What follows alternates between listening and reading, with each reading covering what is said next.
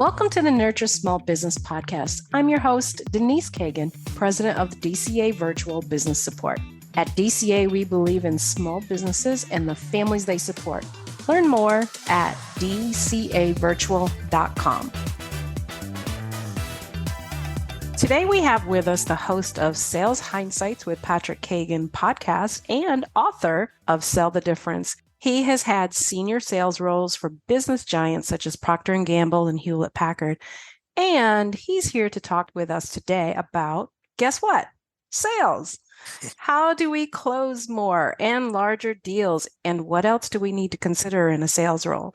I guarantee it's not as simple as just more and bigger. Welcome to the show, Patrick. Thanks for having me. And pardon my voice. I'm getting off of some laryngitis, so bear with me if you will.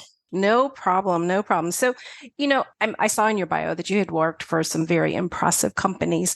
And I just kind of wanted to ask you a little bit, and we talked about this a little bit pre-recording, is tell me about the difference between working with these big companies and working now with smaller companies. Yeah, that's a great question. So when I was coming out of college, this is in the late 80s and early 90s. And I was the first one in my family to ever actually go to college. I joined the military so I could pay for college. And I came from very humble beginnings. So my natural reaction was go work for a big company, get a big paycheck, and change your trajectory. And so I did that. And just like everybody else at that stage of your life, you set out to be, I'm going to be the best. I'm going to be the best in sales. I'm going to be the best at what I do. And I'm going to work for the best companies. So while that can happen, what I was discovering was this big empty feeling inside, just unfulfilled, I guess is the best way to describe it. It wasn't necessarily my boss. It wasn't necessarily the company I worked for. It certainly wasn't the paycheck. I was making money finally for the first time in my life. But I did have this desire throughout the years to really do my own thing and have more of an impact. And so while I listened to that voice, I continued on the corporate path, trying to climb that ladder that at some point when my kids became old enough and I was traveling quite a bit, I realized I'm climbing a ladder that's leaning against nothing. I'm going to follow. It's just going nowhere. I can climb endlessly. I can never feed the rungs enough, and they're never going to run out. And yet there's this, group of little girls who are my daughters who are growing up, and there's so much I've always wanted to do, and I've ignored that voice. So I decided I'm going to step out of the corporate world per se and work in my own capacity and utilize the things that I had learned along the way. That's where the podcast title came from, Sales Hindsights. And so that whole approach is learning what I've learned. Hopefully I've learned something along the way in the last 30 years, along with my guests. What little nuggets and chunks of wisdom can we pass along to other folks who are either coming up or are at the same stage as I am and maybe just haven't sharpened their tools in a while? And I found that the greatest reward I've experienced has been working with small businesses. And the large corporations I work for, like Procter & Gamble or Hewlett-Packard, they're not going to hire a mom and pop shop like me. And if they do, my efforts and my results for them are a drop in the bucket. But when I work with a small company and I can have an effect on their sales trajectory, 10% growth or 10% improvement means quite a bit to some companies.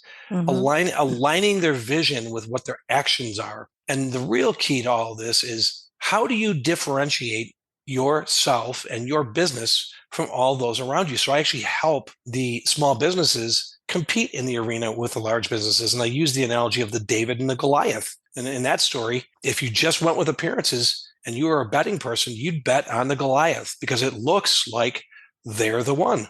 But we all know the outcome of that story. David wins. And there's reasons why. So I take that approach in my consulting with my small businesses, that what you want actually already exists. And all I'm going to do is clear some of the clutter with you and help you see how you get there faster. So long story short, it's more fulfilling working with the smaller companies. Absolutely.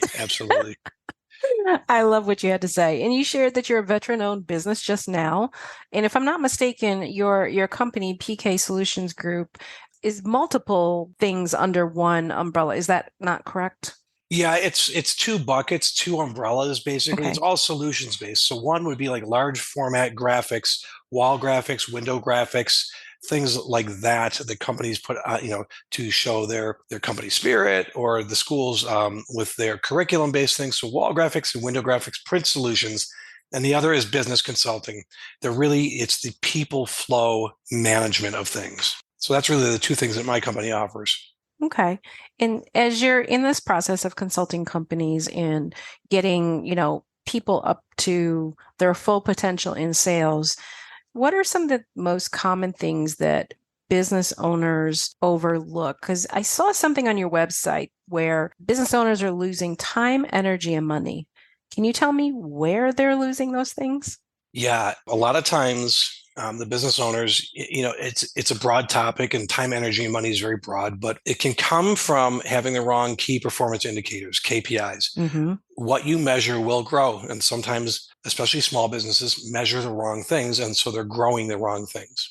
Sometimes it comes from leaders getting in their own way. They believe they know the answer, or they're a smart business person. They don't need outside help. But what's interesting is the closer you get to a situation, the less objective you are to that situation. So leadership can get in its own way.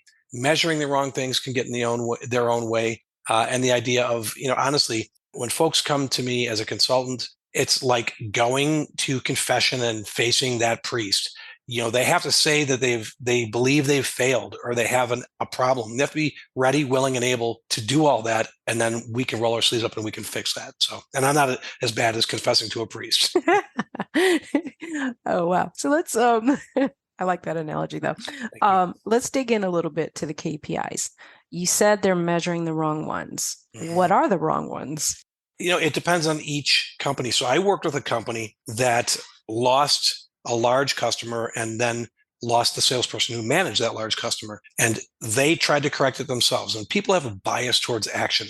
So they had this mantra: sales are down. Let's fix sales.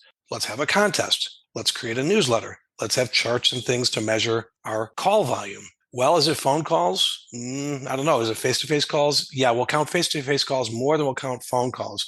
What about texts? Well, I don't think we should count texts. What about emails? Well, no, it should be face-to-face. And they're measuring activity. What they really want to measure, first of all, is, because sales change, do they have a problem? Or are they reacting to the fact that they lost sales? And then when you lose sales, you want to measure ultimately more sales, different sales, added sales. And you don't want to neglect the clients that you currently still have. And all of that got overlooked in this example, where when we dug in, the business they lost became addition by subtraction. They had a salesperson who only worked on that account, who forced the company to do bad decisions, hold bad inventory, to react quickly outside of their norm, jumping through hoops. They were losing money. They put money into the top line. By the time it got to the bottom, it was negative. So by losing that customer and losing that salesperson, what they were left with were really creative, problem-solving salespeople who didn't have that albatross, and they actually had better profits. And it became, well, maybe we should sell more of what they're selling. And what I talked to them about was, we have to measure what the problem is. Let's not have a bias towards action. Sales changed, but that doesn't mean that sales are a problem. So don't start fixing a problem unless you have a problem. So time, energy, money, resources, everything that went into that. And they ended up still frustrated and feeling like our salespeople just aren't doing it. We're not replacing that customer was not going to happen the way they were doing it. And maybe it should never happen that way. So I think what I'm hearing here is that place your more valuable services, products, ones that are more profitable, in a priority position. Yeah. And that's only part of it, what I heard. Yeah. Well, and also the answer to your question, which is what are the right things to measure, are unique to each customer. It's like each person. So, when someone says to me, I'm going to start doing yoga, my question is, why are you going to start doing yoga? Or I'm going to join the gym. Why are you going to join? What's causing that? And as you dig further and further back in the layers, you can get at the root of what somebody is really after. Companies are the same way. So I can't say, here are the correct KPIs for all of small business or for all of corporate America or whatever it may be. But I can dig into each department, each company, and say, this is what you say you're measuring, and this is what you're really measuring. This is what you say is important, but this is what you measure. So the company that said, well, we're going to keep track of sales activity, and they're measuring activity. Well, they decided they're not going to include emails or texts. It would be, or letters some people write letters, so they would count phone calls. Okay. So you had people who would make phone calls before hours, after hours, blow through their numbers, but they were avoiding contact with customers. But everyone says, well, look at, they're blowing through their numbers. Why aren't the sales there? Well, because they don't want to talk to somebody. So they're calling way before, and then they wouldn't count cell phone activity. So if you ride the train and you call customers, that doesn't count. All that seems useless, but yet this company was measuring that reports generated from their CRM about phone activity. And so it's like measuring treading water. There's a lot of activity happening, but you go nowhere. So again, leadership wanting to make change and then salespeople going, look, that's what you measure. That's what I'll do. And, it can evolve to where you can put so many limitations on it that ultimately you're not measuring anything, but you're measuring everything. Well, that kind of goes against what a lot of people teach about sales because, even with me, I track where my leads are coming from, how many contacts, etc. There is a basic formula there from past history that says if you have contact with this many people, then, in sales conversations, then usually this is the result from it. Okay. There's some basic common sense to that, but it sounds like you're saying that that's not necessarily the right way to track it, or there needs to be more definition around it. I think there has to be definition, there has to be conversation, there has to be involvement from leadership down to the ranks. Sales math always applies. So every company is going to have their magic number. If you make 21 attempts, you're going to get 10 people who respond to you. 7 of those might be qualified buyers, and 3 of those might listen to you, and 1 of them might buy. Whatever the sales math is, you're going to have that. But I challenge companies to look at their culture and ask if their sales culture has a regiment of defining ideal customers. What does an ideal customer look like? What do they sound like? How do they behave in the society? And a lot of that might not have to do with the dollars that they spend with you. And so if you think about your own life, if you were given the task of spending the first 18 years of your life observing people, at 18, you got to then say, I now know the characteristics of an ideal friend. Mm-hmm. Now, from 18 till the day you die, I'm going to ask you to only find those people with those qualities. Anybody else you don't spend time with.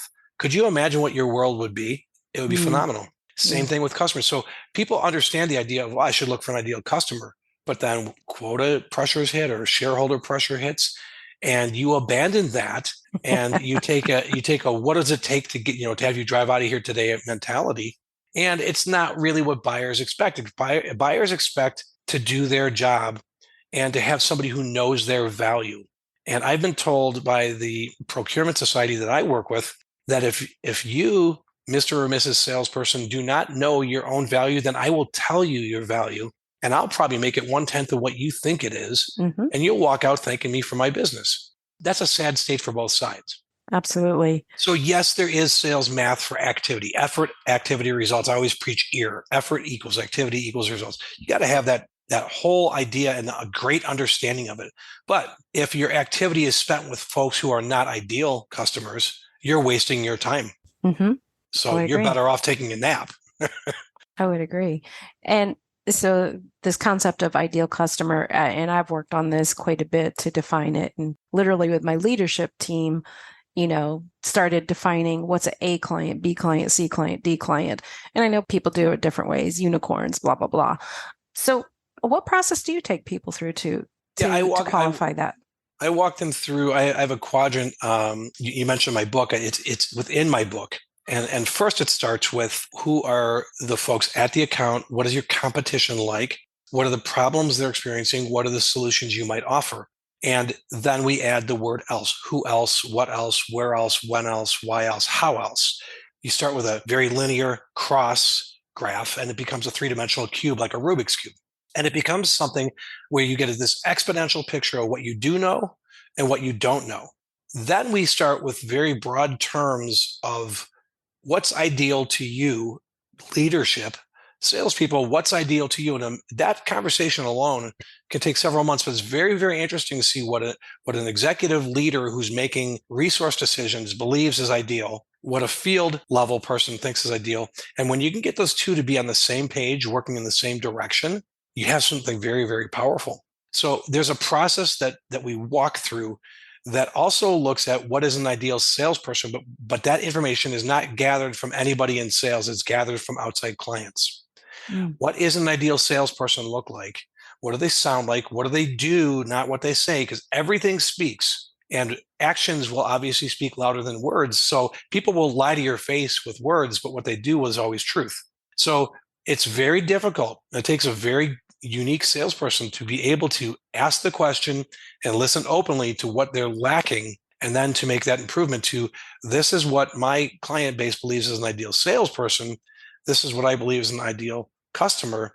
Now, let me compare that to what I think my top 3 customers are. And most of the time, we start with top spend. What someone spends with you does not indicate that they're aligned with values and Mm-mm. what's important to grow a business. So I did business with a customer. This person I would categorize as a taker. They expected you to buy lunch, they expected you to pay for their golf, they wanted gifts around the holidays, they'd go to the highest bidder. So I knew how to manage that process. I knew that the lunch check was always mine, the golf was always mine. Guess what? I lost that customer. They didn't value a solutions-based approach to sales. They didn't value that I differentiated myself, that I did things differently. What they valued was they were on the take, who Mm-hmm. could do more for me. And it doesn't take people long to figure that out. But if it comes down to price, a salesperson hasn't done their job. Anybody can lower a monkey can lower a price, but can you raise the value by seeing what others don't see and providing solutions to that? Because that's really the problem, not the symptom. That's the important factor there. So when you're going to dig into, here's an ideal customer, that means that ideal customer has high expectations, and can you meet them? And what does an ideal salesperson look like? I'm going to become that. I don't expect to be sold out to the next person who buys you a better lunch than me. So it does come down to expectations on both sides and meeting those. So you talk about valuing you, and this is a conversation that we've had within our company when we were defining the ABCs. That was, one of the top things. They value what we do. Mhm. So for us, that is, we basically take things, usually we work directly, usually with a small business owner. And so we take things off their plate, allowing them to focus on the things that only they can do. So how do you help people identify what is their value because I suspect there's a lot of organizations that don't know what that value is. Yeah, there are a lot that don't know. There are a lot that believe they know, and they won't get off of that. And here's who we are. Here's what we do. This is our value. And so I break it into your comparability factors versus your differentiation factors. So you think of it like an elevator pitch. And I always tell those folks, especially the ones that are entrenched on, here's our value. I tell them to imagine they're speed dating, and I'm the customer and they're my prospective date. And you've got 2 minutes to tell me why I should date you. If you sound like everybody that's come before you and everybody I experienced and how I think the others will be, I move you along. But when you capture my attention by seeing a bigger picture, seeing what's really on my mind, I might then go take notice. And so you're working on creating that Jiminy Cricket effect. And Jiminy Cricket from the story of Pinocchio is the little voice that always spoke the truth, always asked the tough questions, and keeps you awake at night. And you want your customers to shift from staying awake at night because of this problem in their business. And every salesperson sounds the same. They tell me about their years of service. They tell me about their distribution center. They tell me about all their awards they got. Guess what? Everybody I talk to has that. That's comparability factors. Differentiation is something that is an act of creating separation. And Jiminy Cricket is who you're trying to become, where they no longer stay awake thinking of their problem. They stay awake thinking, why haven't I been doing business with Pat all along? Mm-hmm. This guy I'm telling him sales are down. He's telling me that's a symptom of a bigger problem. He went and looked and found out, took my numbers in my organization, applied that and said, here's the cost. I didn't come up with this. This isn't the industry average. This is what your company is doing. This is your cost of manufacturing, your cost of goods in inventory versus cost of goods sold. Here's the cost. Can you identify the cost of your lost sales?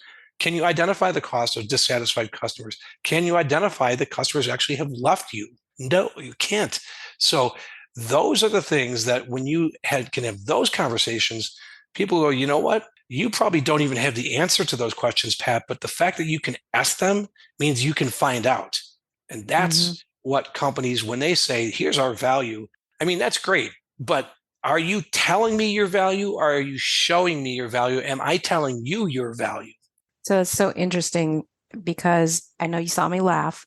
Pre-recording, we had the conversation. I'm not going to read your bio because it's usually really boring and lists, all these credentials. And you're like, yeah, okay, that's fine. But that's really what you just said about businesses when they're giving their credentials Mhm. versus what you term, I think, the art of differentiation. Yeah, the art of differentiation is taking a look at the whole picture and seeing the problem that others don't see. I'll give you a great story. When I was in the military and I was in the infantry, so we were behind enemy lines. You have to maintain some quiet and some discipline so you don't get caught. And we were in a tropical area and there were mosquitoes like crazy. Mm, That was keeping us not only endangered but awake at night. And we couldn't make noise. We're swatting. They're all around us. And we're trying to come up with solutions to this. Stuff a sock, in the zipper, get under the covers, but it's so tropical that by the time you can't take it. You're so hot, you uncover, then the mosquitoes are on you. And we're going through hours and hours of trying to figure this out. And we just are like, well, we have to suck it up. And someone who was new to the whole platoon, private, that was the rank, took some duct tape and taped a hole and mosquitoes went away. Problem solved. What did we do? We all went out and got rolls of duct tape. Now, duct tape is not the solution to every problem, but we never went anywhere without it. But the real eye-opening thing to that is, first of all, we all had all this experience, sergeants, lieutenants, all these people way up the rank. We couldn't see the big picture. This young person who just joined, didn't really know anybody in the platoon, looks around and says, oh, there's a hole. I'll put some tape over it. Wow. Everybody can add value. Everybody has experience as a human.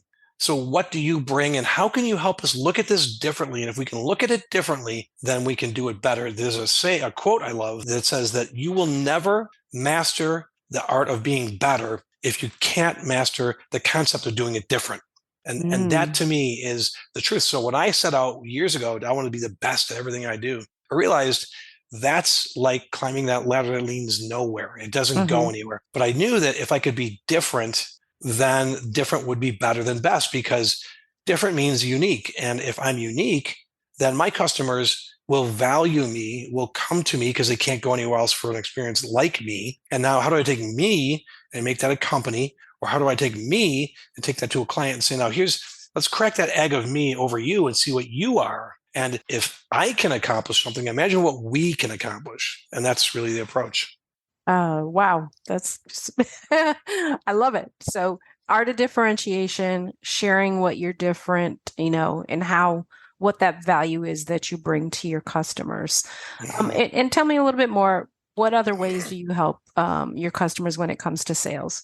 Yeah, I mean, basic things like many times their compensation doesn't align with what their goals are, or they try to pay for performance. We've all heard this pay for performance. Mm-hmm. And it comes down to KPIs. You can throw money at something and say, "Wow, look at we had a great contest. We did," but you end up, it's like you're trying to eat candy and they're all hollow Easter bunnies. Like there's nothing on the inside, so it's not really satisfying.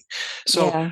basic things like analyzing compensation, organizational alignment. Sometimes you have talent in the wrong role, and instead of saying they're a poor performer in sales, look at what they do well. What are their strengths? What do they bring? What do they like to do? What do they like to sink their teeth into? They probably know they're not good in sales, or at least the way you measure sales. So, there's that. So we take a look at organizational alignment. Do you have the right folks in the right position? And then are they supported? There's an art to identify the talent, hire the talent, motivate the talent, and Mm-hmm. retain the talent. And I was in an interview where the gentleman was talking to me about how the employees talk their way into a good job, and then they kind of drop the ball and they lose their job, or they think the employer is going to do everything. And I said, I look at it as a more of a two-way street than a one-way street that you Mm-hmm. just described, because I believe there's expectations in everything, including employment. And so when these folks are experiencing as employers the great resignation and all that, it's because they never met expectations along the way and employees didn't have a choice. Choices were forced upon people, and guess what? Eyes were opened. And so when employers say, well, we have to pay more to get these people back and they don't come back, that's proof positive. you have failed to meet expectations as an employer. Now, I do agree employees are obligated to share their expectations, and there should be that two-way street. But if you differentiate yourself in the interview only as the employer, we're better than the companies you're considering. We do this, we do this, we do this, and we offer you a job, and you say, I'm so excited. That day one excitement can't be matched. I took a job. You tell all your friends, I went to work and found this company, over at Denise Cagan's business, and it's the best company in the world. And 2 weeks later, you're going, I don't think this is the right place for me. So employer says one thing and does another. Employee, if they overrepresent themselves, they're going to be gone because they've overrepresented. Right. But they can become unhappy, but still be the right person, maybe in the wrong position. And so what I encourage employees to do is that they need to be their own advocate in a positive way. Go to this employer and say, I came to work here. Don't say you let me down. You said this and then you did this. Say, I have some happiness gaps. And what makes me happy is this. What would really make me challenged would be something like this. Does that exist, or is there a path we could carve together? Happiness gaps are easy to work on. Blaming the employer, they're just going to be like, you're just an angry person I don't want to work with.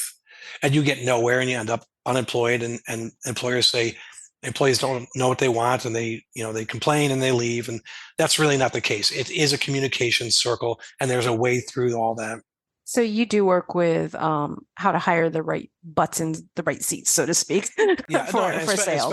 Especially in sales. Sales in particular, most employers nowadays they don't do the pre-screening and the second screening and then the face-to-face. They have job boards and things like that. And they expect that this algorithm on a job board is going to do something for them. That's a bad expectation. Absolutely. and 9 times out of 10, they're like, why did you have no leads yesterday and you posted something and suddenly you got 75? Does that mean they're qualified? I get things sent to me all the time for jobs because of the town I live in. I'm not even looking for a job, but they've matched me to something that is so far-fetched, but it's right in the town where I live. Well, okay, I'm not looking for a job based on the town I live. It's the world I live in, and that's where I want to work. So that's the wrongest reason. But I work on really the 4 areas in sales that most employers need: sales focus, sales achievement, stability, and attention to detail. And, focus is that you are prepared for, meaning you've done things and you're actively seeking that job. Now, if you have simply gone to college and taken a class, everybody's done that. That's comparability. That's not differentiation. So I don't view that. So I might say, okay, you took a class. I'm going to rate you lower on focus. Achievement. You've done more than most people, better than most people in a shorter period of time than most people in your category, your age range, whatever it might be. And that's proof. You can see I had 10 sales quota halves or quarters, whatever, and I exceeded by 130%. You can give a track record with numbers. They're in there. It's math that's really positive, and you can see those numbers. Stability. I do look for turnover as a way not to have people in a sales job, because if you've had more than 3 jobs in 5 years, you're probably going to do that with me as an employer. So I can use the past to predict what you might do at the first sign of the fact that, first of all, sales is very, very challenging. It's tough. It's also the only job you'll ever have that's recession proof. You can write yourself a raise every day, regardless of the economy. And then finally, attention to detail. Every sales job I've been in, and I've worked in consumer goods with Procter & Gamble, technology with Hewlett Packard. I worked for one of the largest industrial maintenance products, I guess, for lack of a better word, but grease for big machines around the globe. And every one of them requires attention to detail. So if you misspell things on your resume, your dates are wrong on your resume, you have gaps. That's little things that you can see just by looking at a resume. You could decide long before, and pretty soon, again, we're talking about picking ideal customers. If you can pre-screen ideal sales candidates, and then you talk to them and you go, I've got 3 really good choices. I've only got 1 territory. Then I talk to them about the fact that you should always be in a staffing mindset. You hire all 3. Good people always pay for them. So if you have 3 and you're only going to hire 1, shame on you. Because 3 are good, 3 are better, and they'll pay for it. Find a way. Let's find a way. And we do that. We come up with creative ways, and sometimes we go to our clients or their clients, and we talk about the fact that we've got what you've described as an ideal salesperson. We've got them, but we don't have room. How can you help us with that? And you'd be surprised when customers go, hey, I got an idea. I could offset some of their salary if they could be assigned to my account and work on this and this. I mean, let's think out of the box, but there are ways to do this. Yeah, that makes perfect sense and will contribute to the bottom line. And it's all part of differentiations. And nobody does this and they get locked into a fixed mindset instead of a different mindset. This has been amazing, but we're at time. So before we sign off for the day, how can our listeners find you, find your podcast, find your book? Everything is all at one place for anybody who needs to. So you can go to pksolutionsgroup.com. There you'll find my podcast. There you'll find our book called Sell the Difference. That's the only place you can get it. And you will also have a contact us button where you can set up some free time with me and just say, hey, I think I want more. I could use some help. How does your team work? How could I do that? And I encourage anybody who would like to connect with me on LinkedIn. I love the connections. I love, just chatting and brainstorming and coming up with new opportunities for each other. So I'd love that visibility with any of your listeners that would like to connect. Absolutely. And we'll make sure that all of those links are in the show notes as well. Perfect, Denise. I appreciate it. No problem. Patrick, you've been a great guest today. Thank you so much. Thank you, Denise. I'll talk to you soon. Thank you for joining me for today's Nurture Small Business podcast, where the focus is on business growth, technology, and people strategies to help your business thrive. At DCA Virtual Business Support, our focus is making your business operations run smooth so you can focus on growth. Reach out to me at Denise@dcavirtual.com if you'd like to learn more.